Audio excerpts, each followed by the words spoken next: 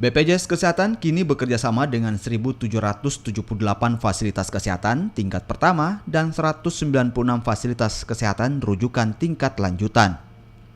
Peningkatan layanan bagi peserta terus dilakukan pasca Presiden Jokowi menyerukan setiap rumah sakit harus memiliki standar pelayanan yang baik.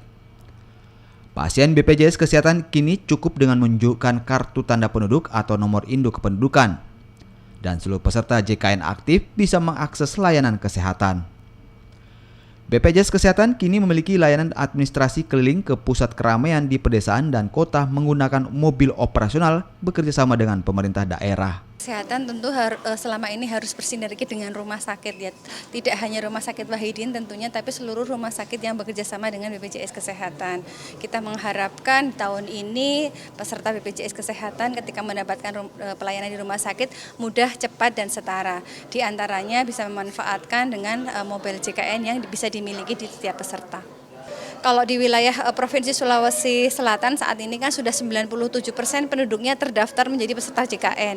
Dan saat ini pendaftaran itu mewajibkan selaras dengan nomor induk kependudukannya. Jadi untuk masyarakat silahkan jika membutuhkan akses layanan, pastikan NIK-nya sudah terintegrasi dengan Dukcapil, maka NIK tersebut bisa dimanfaatkan baik untuk di fasilitas kesehatan tingkat pertama maupun tingkat lanjut untuk mendapatkan layanan kesehatan. Tidak terkecuali juga Wahidin sudah memiliki komitmen untuk bisa memberikan layanan hanya dengan menunjukkan NIK.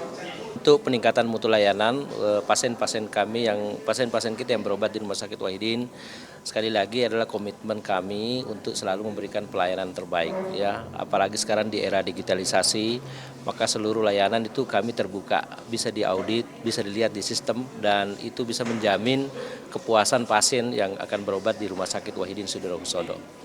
Jika terdapat keluhan dalam mutu layanan agar melaporkan ke BPJS Kesehatan melalui kanal pengaduan aplikasi mobile JKN, Care Center 165 atau staf BPJS yang nama, nomor, serta foto ditempel di 5 titik rumah sakit. Rama Pratama, Kompas TV.